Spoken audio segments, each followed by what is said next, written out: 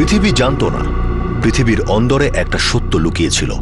এক অপরাধ পোতা ছিল। অপরাধী প্রায় সফল হয়ে গিয়েছিল, কিন্তু সব অপরাধের একটা কিন্তু থাকে, যেটা কোদাল হয়ে কবর থেকে লাশ তুলে আনে।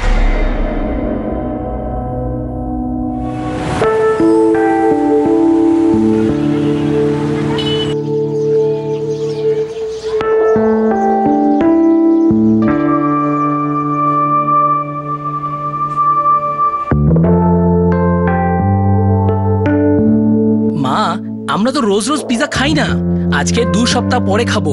আমি একবার বলেছি না, না মানে তো না। কিন্তু কেন মা? আস্তে, বাইরে বাবা ঘুমোচ্ছে, 1 ঘন্টা পর আবার ওকে ডিউটিতে যেতে হবে। বাবা তো রোজ ঘুমায়, রোজ ডিউটিতে যায়। মামা প্লিজ, মা প্লিজ প্লিজ, বন্ধ করো নাটক, 1 মিনিট।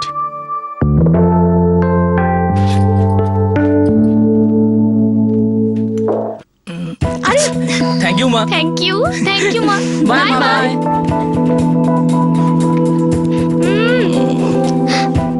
যাও ভাই, পিৎজা টিৎজা খাও। পার্থ, অঞ্জলি খেয়াল রাখিস। হ্যাঁ বাবা।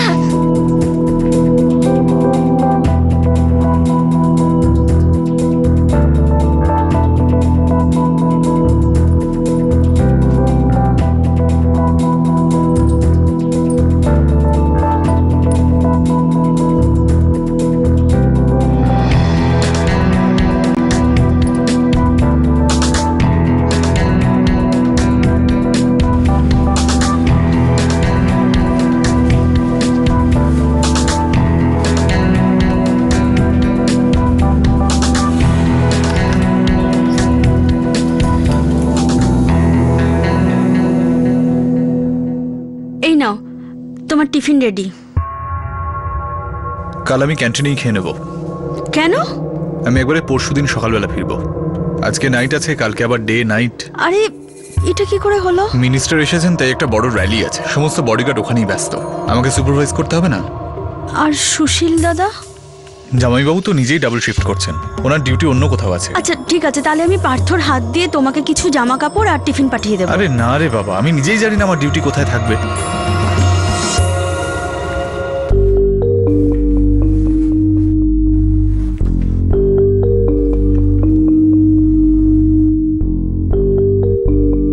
আরে এক্ষুনি তো এলে, আবার চললে কোথায়? হ্যাঁ মানে আরেকটা সিকিউরিটি এজেন্সি আছে, ওরা আমাকে দেখা করতে বলেছে। কোম্পানিটা ছোট, কিন্তু বলেছে টাকা এখানের থেকে বেশি দেবে। সুশীল, যদি তোমার এই কাজটা হয়ে যায় তো আমার দাদার জন্য একটু কথা বলো। এটা একটা বলবার মতো কথা হলো? জয়প্রকাশ শুধু তোমার দাদা নয়, আমার বন্ধু। আচ্ছা ওরা কোথায়? ছেলে মেয়ে কি দেখতে পাচ্ছি না তো? ওরা টিউশন ক্লাসে। ঠিক আছে, আমি চট করে ঘুরে আসি, ফিরে এসে কথা বলবো। আচ্ছা শোনো, তুমি পরোটা খাবে না পোলাও? যা খুশি খাও, ঘি কম থাকুক কিন্তু ভালোবাসা যেন বেশি থাকে। আসছি আমি। তাড়াতাড়ি ফিরো।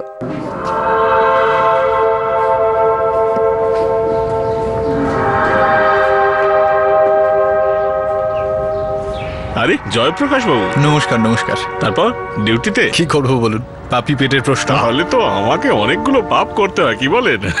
আসি।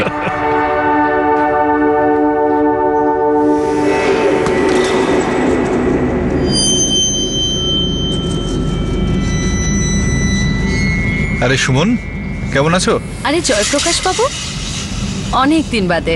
ডুমুরের ফুল তো তুমি হয়ে গেছো, কি ব্যাপার বলো? আরে আমার কথা ছাড়ুন, আপনি বলুন, বাড়িতে সবাই ভালো আছে তো? হ্যাঁ এই চলে যাচ্ছে, নতুন আর কি বলবো। যাক তুমি বলো, তুমি কি ডিউটিতে যাচ্ছ নাকি ফিরছো? আরে না, অসময় ডিউটি করা আমার অভ্যেস নয়, আপনার। আমি তো মার্কেট যাচ্ছি, অটোর জন্য ওয়েট করছি। অটো তো তুমি ক্রসিং থেকে আরামসে পেয়ে যাবে। চলো ওই অবধি হেঁটে যাই, তারপর তুমি আমাকে ড্রপ করে মার্কেটে চলে যাবে। চলুন না। চলো।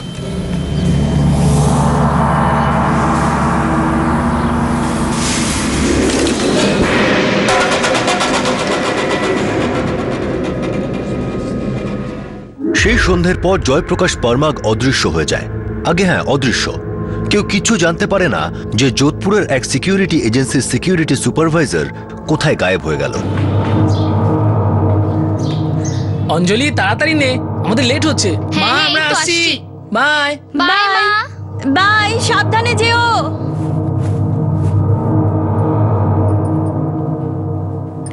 যে নম্বরে আপনি ফোন করেছেন সেটি এখন বন্ধ আছে, অনুগ্রহ করে পরে ফোন করুন। ধন্যবাদ।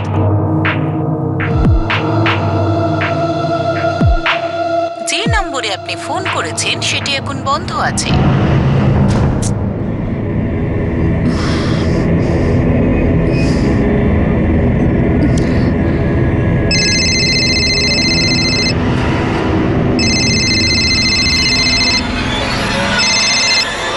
হ্যাঁ অবন্তিকা। মধু দিদি, হ্যাঁ, সুশীল দা কি ফিরেছে ডিউটি থেকে? হ্যাঁ, কুম্ভকর্ণের মতো ঘুমোচ্ছে। বলো কি হয়েছে? দিদি, ও এখনো ডিউটি থেকে বাড়ি ফেরেনি। 9টার সময় আসার কথা ছিল, সেই পরশুদিন বেরিয়েছে। ডিউটি বাড়িয়ে দিয়েছে হবে হয়তো, আর কেউ নেই হয়তো কাজ করার মতো। হ্যাঁ দিদি, কিন্তু এরকম যদি হতো তাহলে তো আমাকে ফোন করে জানাতো নিশ্চয়ই। আর ওর ফোনও তো সুইচ অফ আসছে। তুমি টেনশন করো না, আমি ওকে বলছি চেক করে তোমায় বলতে। ঠিক আছে দিদি।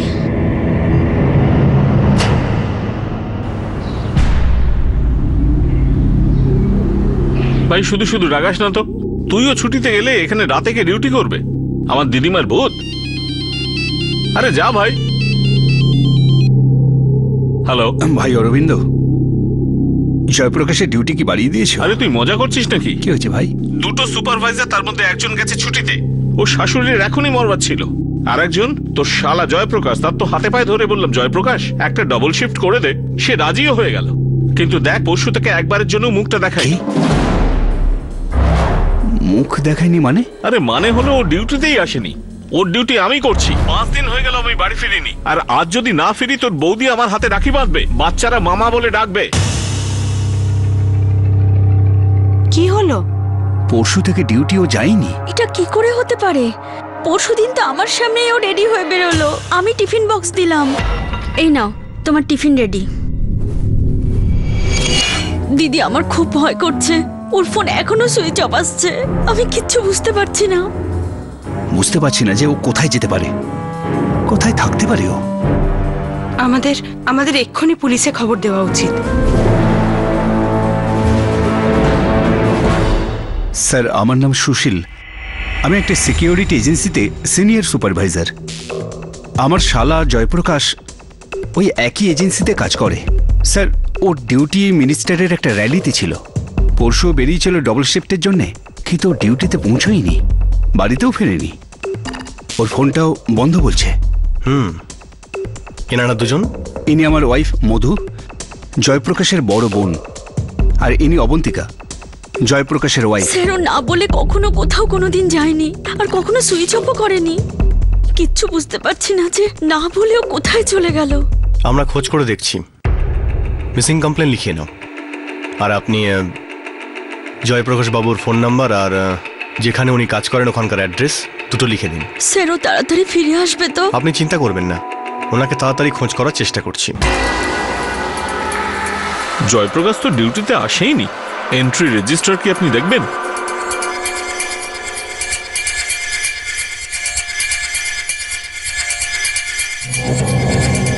এখানে আসেনি তাহলে কোথায় যেতে পারে?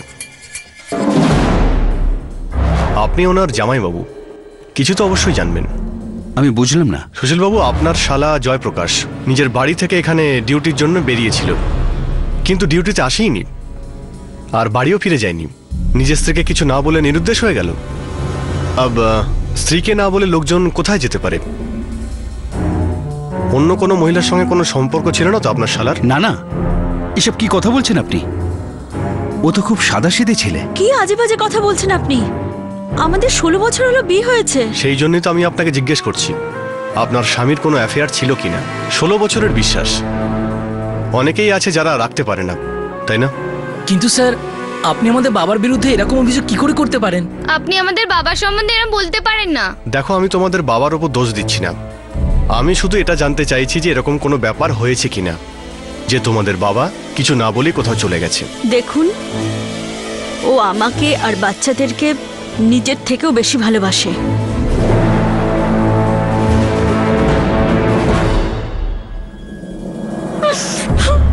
মা, মা দেখো, তুমি এভাবে কান্নাকাটি করো না। মা ওই পুলিশের লোকেরা তো হাবিজাবি অনেক কথা বলে। তুমি তুমি ওদের কথা ধরো না, তুমি ওদের কথা একদম কান দিও না প্লিজ মা, তুমি কেঁদো না। হ্যাঁ মা, আমাদের বাবার মতো ভালো বাবা তো পৃথিবীতে নেই। তুমি দেখো খুব তাড়াতাড়ি বাবা চলে আসবে, খুব তাড়াতাড়ি। ব্যাস আর কেঁদো না মা, প্লিজ। মা প্লিজ।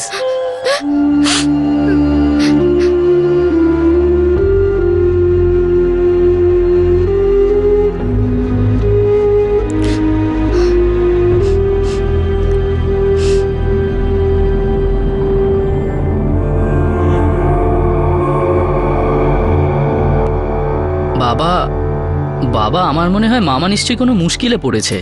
মুশকিলে পড়েছে মানে? তোদের মামা বড্ড সাদাসিধে। না মা, কিন্তু অ্যাক্সিডেন্ট বা অন্য কিছু? হ্যালো, সর্বকৃপা হসপিটাল, আমি আপনাকে কি সাহায্য করতে পারি? পরশু 23শে ফেব্রুয়ারি তো? এক সেকেন্ড স্যার। সরি স্যার, এই নামে কোনো পেশেন্ট এখানে নেই। 23শে ফেব্রুয়ারি একটা অ্যাক্সিডেন্ট কেস এসেছিল, কিন্তু একজন মহিলা, সরলা ঠাকুর। সরি স্যার, আমাদের এখানে জয়প্রকাশ বলে কেউ অ্যাডমিট হয়নি। স্যার, শহরের সবকটা হাসপাতালে চেক করেছি, না তো জয়প্রকাশ বাবুর কোনো অ্যাক্সিডেন্টাল কেসের খবর পেয়েছি, না মেডিকেল ইমার্জেন্সির। সবকটা মর্গেও চেক করেছি, কোথাও এরকম কোনো খবর পাইনি। আর স্যার, ওনার ছবি আমরা সবকটা হাসপাতালে পাঠিয়ে দিয়েছি। ব্যাপারটা হলো জয়প্রকাশ ভোর 5:30 ডিউটির জন্য বাড়ি থেকে বের হয়, যেখানে ওর ডিউটি ছিল 7:30টায়, কিন্তু ডিউটিতে যায়নি। কিন্তু স্যার, উনি ইউনিফর্ম পরে আর টিফিন নিয়েই বেরিয়েছিলেন।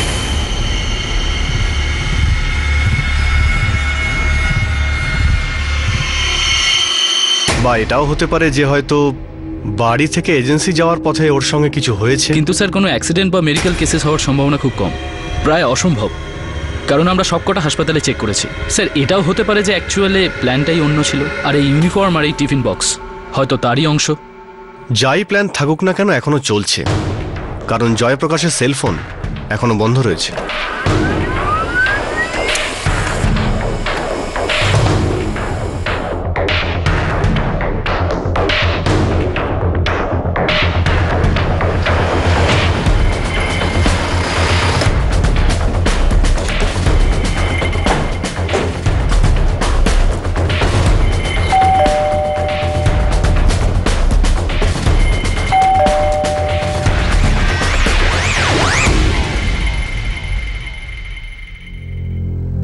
ফেব্রুয়ারি আপনার হাজবেন্ডের ফোনের লাস্ট লোকেশন এখানেই ছিল, এই বাড়িতেই। আর এটাও হতে পারে ওই ফোনটা এখন এখানেই আছে।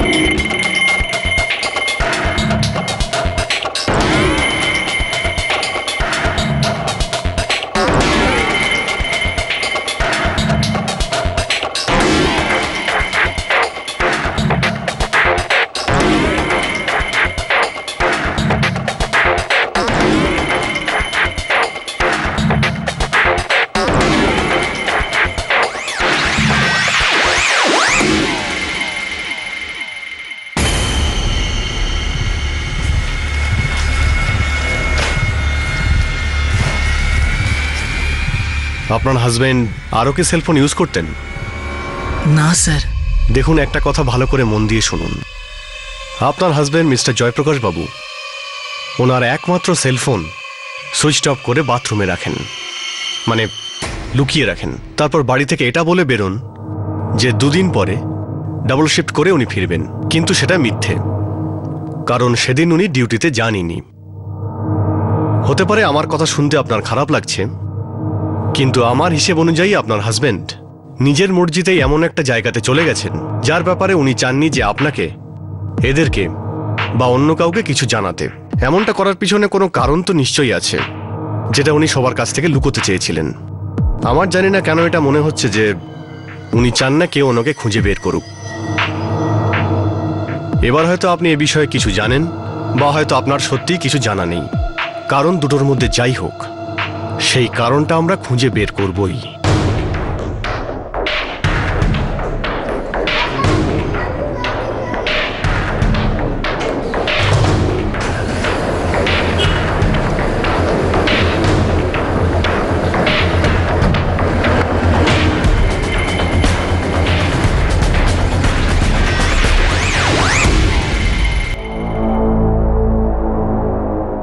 আমি ছোটবেলা থেকে দাদাকে চিনি। দাদা এরকম কিছু করতেই পারে না। হতেই পারে না এটা। সেটাই তো, যে লোক শুধু নিজের কাজের ব্যাপারে আর ছেলে মেয়েদের পড়াশোনার ব্যাপারে ভাবে, তাদের কথাই চিন্তা করে, সে কি করে এরকম কাউকে না বলে উধাও হয়ে যেতে পারে? এই পুলিশেরা না নিজেদের কাজটাই করতে চায় না, বুঝলে? সেই কারণে উল্টো পাল্টা চিন্তা ভাবনা করছে। তোমার এরকম কোনো কথায় বিশ্বাস করা উচিত না যেটা বেফালতু।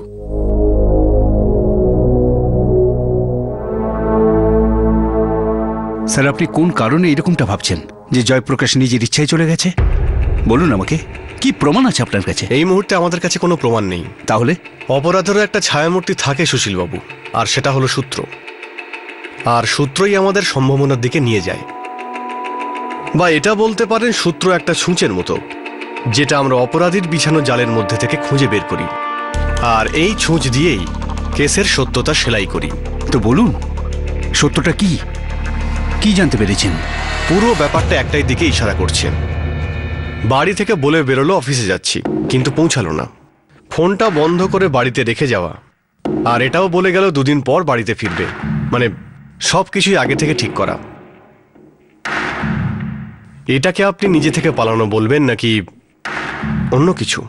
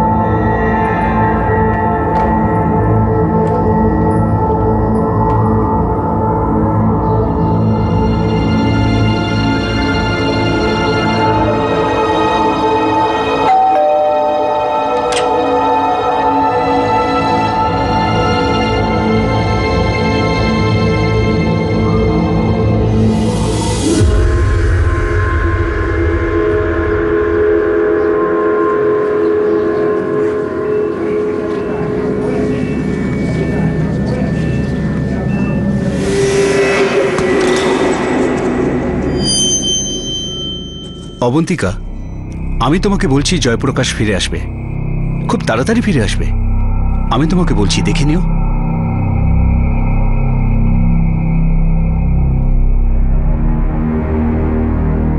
মধু, যেমন করে আমার ছেলে মেয়েদের দায়িত্ব আমাদেরই, তেমনি ওদের ছেলে মেয়ের দায়িত্বটাও আমাদেরই নিতে হবে।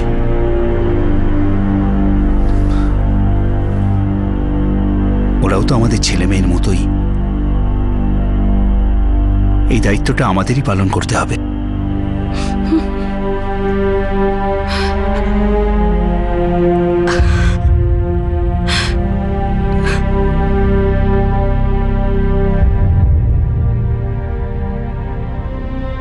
অবন্তিকা, আমি আর তোমার মধু দিদি এইরকমটা ভেবেছি যে ঘটনা যাই ঘটুক না, যেমনই হোক, তোমাদের ছেলে মেয়ের জীবনটা যেমনভাবে চলছিল ঠিক সেই রকমভাবেই চলতে থাকবে। পার্থ আর অঞ্জলির দায়িত্ব এখন আমাদের। আমার ছেলে মেয়েদের মতোই ওরা তো আমাদেরই ছেলে মেয়ে। জীবন চলতে থাকে আর অবন্তিকা অপেক্ষা করতে থাকে। জয়প্রকাশের সন্তানরা রোজ আশার প্রদীপ জ্বালায় যে তাদের বাবা আবার ফিরে আসবে, আর এই ছেড়ে চলে যাওয়া যন্ত্রণাদায়ক কাহিনী মিথ্যে প্রমাণিত হবে। আসলে কিছুই প্রমাণ করা যাচ্ছিল না। এই কেসে স্থানীয় পুলিশ বিশেষ কিছু প্রোগ্রেস করতে পারেনি। বেশ কয়েক মাস কেটে যায় এই কেস দায়ের হওয়ার পর। কোনো সূত্রই খুঁজে পাওয়া যাচ্ছিল না, কোনো দিক থেকেই কোনো রকম সূত্র আসছিল না। আর তারপর হঠাৎই একদিন এই কেস নিল এক অদ্ভুত আর ভয়ঙ্কর মোড়।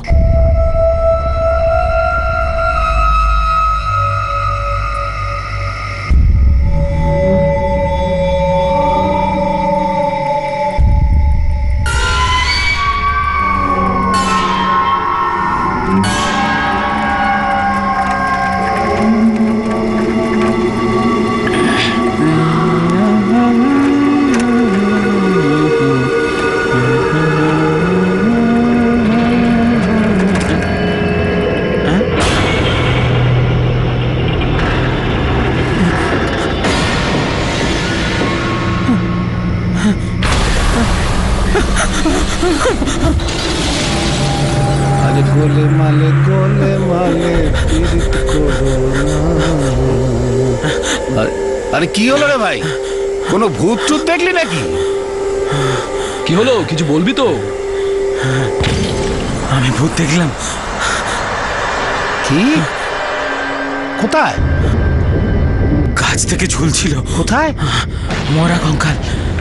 ওই গ্রামের বাইরে গাছটা আছে না, ওখান থেকে ঝুলছিল। এখনই দেখলাম আমি। মনে আছে 3 বছর আগে কি হয়েছিল ওখানে? কি হয়েছিল? ওই যে বাবুলালের শালি শোভা গলায় দড়ি দিয়েছিল ওই গাছে। আরে হ্যাঁ, ওই ভৈরবের সঙ্গে তোর চক্কর ছিল না, তারপরে তো ভৈরবকে ছেড়ে দেয়। সে তো ছাড়বে না, পুরো গ্রামের রক্ত চুষবে। সে ফিরে এসেছে বদলা নেবার জন্য, কাউকে ছাড়বে না। আরে কি বাজে কথা বলছো, আমাদের পুলিশের কাছে যেতে হবে। এই কোথায় দেখেছিস কঙ্কাল? গাছের ওপর, গ্রামের বাইরে।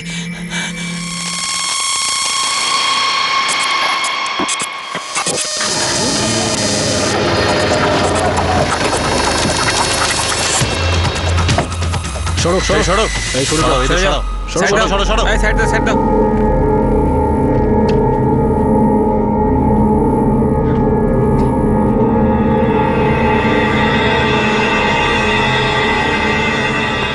চয়ন, যাও নিচে নামাও। আরে সাহেব, এরকম করবেন না, গোটা গ্রামে সর্বনাশ হয়ে যাবে। এটা তো ওই শোভার আত্মা, যে 3 বছর আগে এখান থেকেই ঝুলে মরেছিল। আরে এটা কোনো আত্মা ঠাত্তা নয়, একটা কঙ্কাল মাত্র। আস্তে আস্তে আস্তে, হ্যাঁ ধরো ধরো ধরো ধরো, নামাও আস্তে আস্তে। হ্যাঁ হ্যাঁ, ছাড়, আরেকটু আরেকটু, হ্যাঁ নিচে নামা, ব্যাস। হ্যাঁ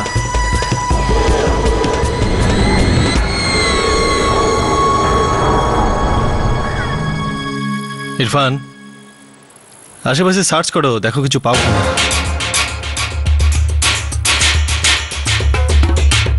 অ্যাম্বুলেন্সকে ওই দিকটা দেখো তো ভালো করে। হ্যাঁ হ্যাঁ, দেখছি দেখছি।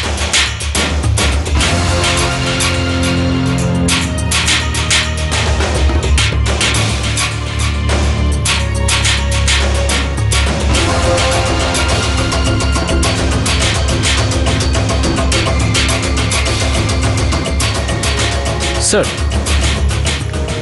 এটা পেয়েছি। জয় প্রকাশ পরমার, সিকিউরিটি ম্যান। এমার্জেন্সি নাম্বারও আছে দেখছি, সুশীল নামের কেউ। ফোন করো একবার।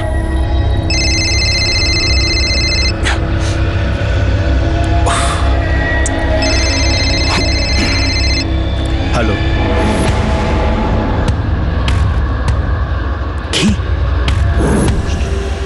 কি বলছেন কি আপনি?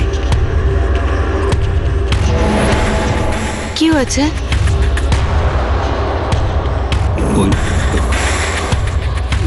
জয়প্রকাশের আই কার্ড পাওয়া গেছে। কোথায়? বলো না, কোথায় পেয়েছে? কোথায় আমার দাদা? কোথায়? বলো না।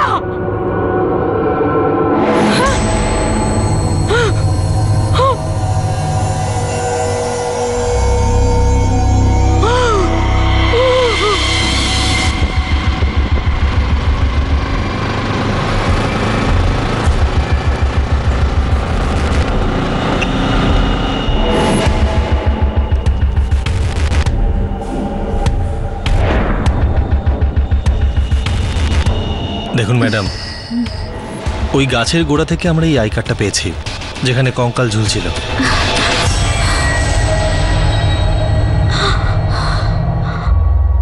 হ্যাঁ, এটা আবার শালা জয়প্রকাশেরই কার্ড। ও তো 6 মাস ধরে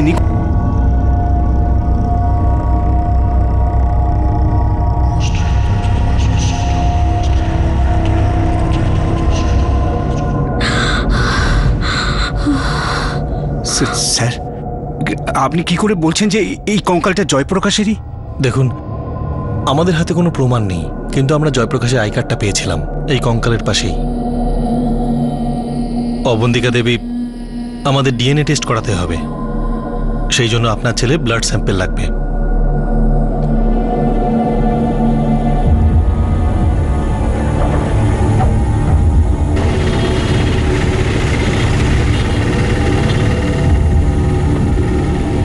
আমি প্রথমেই পুলিশকে এই কথাগুলি বলেছিলাম, হয়তো ওর সাথে খারাপ কিছু ঘটেছে, খুব খারাপ কিছু, কিন্তু না, ওরা বারবার বলতে লাগলো ও নিজেই চলে গেছে।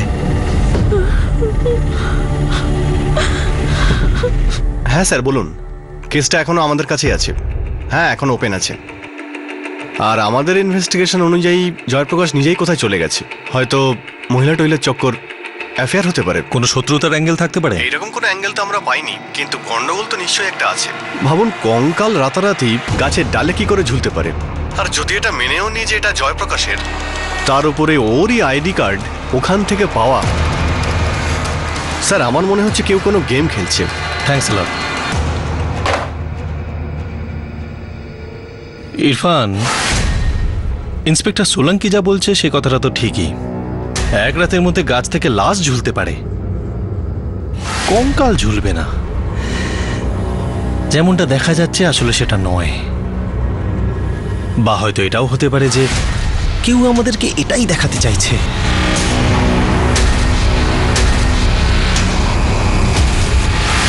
শোনো ভাই, পুলিশের লোকেদের এইসব ভূত প্রেতে বিশ্বাস করার অনুমতি নেই। আমি বলি কি কোনো দিগ্গজ তান্ত্রিককে ডেকে পাঠাই, ঝাড়ফুঁক করে বলে দেবে যে সবাই ফিরে এসেছে। কঙ্কালটা দেখলাম না, এটাই ভূতেদের প্রথম ইশারা যে এবার সব কটার ঘাড় মটকাবো। আরে ভাই, গুজবের গঙ্গা জলে কেন হাত ধুচ্ছ?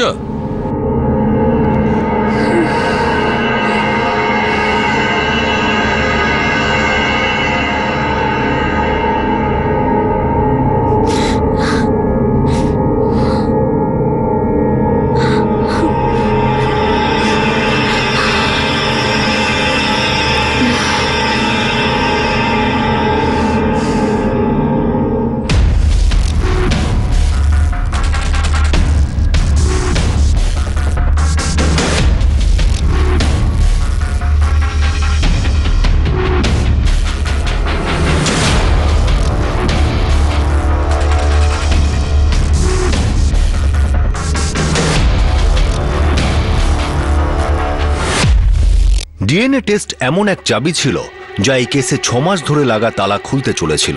জয়প্রকাশ পরমারের ছেলে পার্থর স্যাম্পেল এই কঙ্কালের সঙ্গে ম্যাচ করানো হয়, যেটা রাতারাতি গ্রামের কাছে ঝোলা অবস্থায় পাওয়া যায়, আর সেই সঙ্গেই পাওয়া যায় জয়প্রকাশের আই কার্ড। এখন এটাই প্রশ্ন উঠছিল যে এই ডিএনএ টেস্টের রেজাল্ট কি নতুন কোনো প্রশ্নের জন্ম দিতে চলেছিল?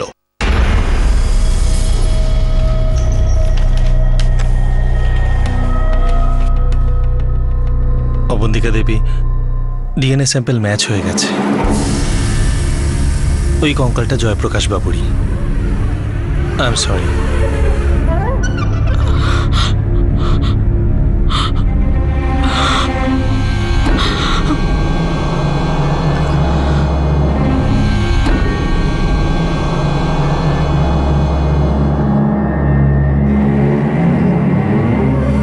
ইরফান,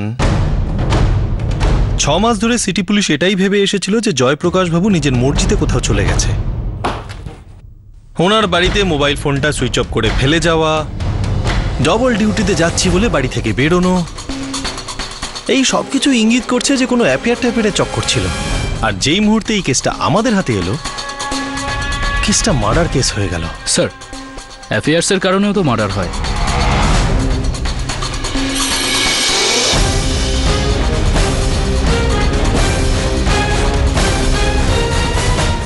হতে পারে, এটা অ্যাফেয়ার কিনা জানি না, কারো শত্রুতা নিশ্চয়ই ছিল।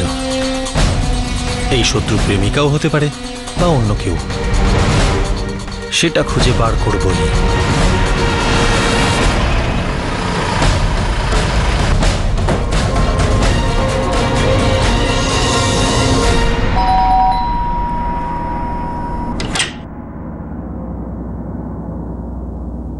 সুমনকে চেনেন আপনি? সুমন?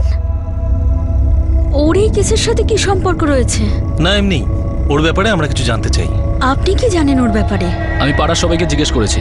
জয়প্রকাশের সঙ্গে না তো কারো ঝগড়া ছিল না ঝামেলা। শত্রুতার ঠিক উল্টোটা কি হতে পারে? বন্ধুত্ব নাকি ভালোবাসা? নাম বলো। স্যার, পুরো নাম তো বলতে পারবো না, তবে সুমন বলে ডাকতো। আর জয়প্রকাশের বাড়িতেও প্রায়ই আসতো। তারপর কাজকর্ম ঠিকঠাক চলছে তোমার? ঠিক আছে। আর আপনার? হ্যাঁ ভালোই। বাচ্চাদের পড়াশোনা? পড়াশুনো তো করছে। আর নমস্কার জয়প্রকাশ বাবু। হ্যাঁ নমস্কার, কেমন আছেন? আর সব ঠিকঠাক তো? হ্যাঁ, কেন? না এমনি মনে হচ্ছে একটু বিজি রয়েছেন, পরে দেখা হবে। হ্যাঁ এসো। হ্যাঁ। সুমন আমার স্বামীর খুব ভালো বন্ধু। সুমন ওর প্রতিবেশী ছিল ইউপিতে। এই ধরুন 12 বছর আগে। এখন আমাদের এখানেই থাকে, প্রায়ই আসা যাওয়া করতো। উনি কি আগে ইউপিতে চাকরি করতেন? হ্যাঁ, কয়েক বছরের জন্য ও ওখানে কাজ করত। আপনি ছেলে মেয়েকে নিয়ে এখানে থাকতেন? হ্যাঁ, আমরা এখানেই থাকতাম। তার মানে উনি ওখানে একলা থাকতেন।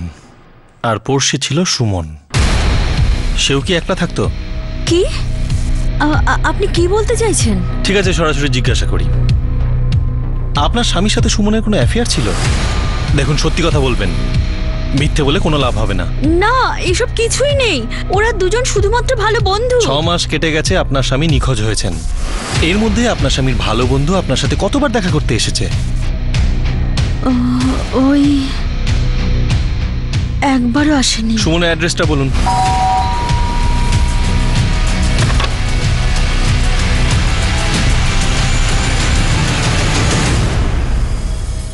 বলুন। গত 6 মাস ধরে আপনার খুব ভালো বন্ধু জয়প্রকাশ বাবু নিরুদ্দেশ, খুঁজে পাওয়া যাচ্ছে না। সেটা কি আপনি জানেন? হ্যাঁ, আমি শুনেছিলাম। এর মধ্যে একবারের জন্য ওনার বাড়িতে ওনার ফ্যামিলির সাথে দেখা করতে যাননি, সহানুভূতি দিতে। কিন্তু আপনি তো প্রায়ই যেতেন ওখানে। আমি কি কিছু ভুল বলছি? দেখুন, নীরবতা কাউকে সাহায্য করে না। আপনি যা জানেন সেটা বলুন। বেশ, আমরা যা জানি সেটাই বলি। আপনি হয়তো সেটাই মানবেন। জয়প্রকাশ মারা গেছে, ওকে খুন করা হয়েছে। কি? আচ্ছা, একটা কথা বলবেন, আপনি কি করেন? অ্যাক্টিং? যদি আপনি অ্যাক্টর হন তাহলে খুবই জঘন্য রিয়াকশন দিয়েছেন। আর দ্বিতীয় টেক নেওয়ার জন্য আমার হাতে কোনো সময় নেই আর কোনো ইচ্ছেও নেই। আর এখন আপনি পরিষ্কার করে আমাকে একটাই কথা বলে দিন যে জয়প্রকাশ বাবুকে, আপনার প্রেমিককে, কেন মারলেন? দেখুন, উনি শুধু আমার ভালো বন্ধু ছিলেন, আর আমি ওনাকে মারিনি। ঠিক আছে, অন্য কাউকে দিয়ে করিয়েছেন। আমি শুধু এইটাই জানতে চাই যে কেন আর কিভাবে। ভেবে নিন। জবাবটা আপনি এখানে দেবেন নাকি আপনাকে আমরা সম্মান করে পুলিশ স্টেশন নিয়ে যাব? চলুন বলুন, 6 মাস বাদেই 3rd গ্রেড হরর ফিল্মের সিনটা কেন আপনি লিখলেন? এক্ষুনি বললে কিন্তু আপনার জন্য ভালোই হবে। উত্তর তো আমরা বার করবই আপনার থেকে। এভাবে না হলে আমাদের অন্য উপায় আছে।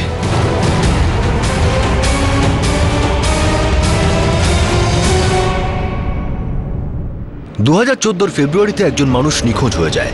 6 মাস পর 2014 সেপ্টেম্বর মাসে তার কঙ্কাল পাওয়া যায়, আর তার পাশেই পাওয়া যায় সেই ব্যক্তির আই কার্ড। ডিএনএ টেস্টের দ্বারা এটা প্রমাণিত হয় যে ওই কঙ্কাল যোধপুরের এক সিকিউরিটি এজেন্সির সিকিউরিটি সুপারভাইজার জয়প্রকাশ পারমারেরই। জয়প্রকাশকে কেন হত্যা করা হলো, আর এই অদ্ভুত, নোংরা এবং ভয়ঙ্করভাবে খুন করার উদ্দেশ্যটা কি ছিল? এটা প্রমাণিত যে জয়প্রকাশের হত্যাকারীরা ষড়যন্ত্র করেছিল কবর থেকে লাশ তুলে আনার, প্রথমে গায়েব করে দেওয়ার, তারপর এই রহস্যকে সামনে আনার যেটা অনেক গভীরে কবর দেওয়া ছিল। জয়প্রকাশের এই কেস সত্যি এক অদ্ভুত, ভয়ঙ্কর, রোমহর্ষক অপরাধ ছিল। এই মার্ডার কেসের উদ্ঘাটন আমরা করব আগামী দিন, আগামী পর্বে, এই কেসের দ্বিতীয় তথা শেষ ভাগে। আপনাদের সাথে আবার দেখা হবে ক্রাইম পেট্রোল সতর্কতে। ততক্ষণ নিজের খেয়াল রাখবেন, সুরক্ষিত থাকবেন, আর মনে রাখবেন, সঠিক সময় সঠিক পদক্ষেপ। সতর্ক থাকুন। জয় হিন্দ।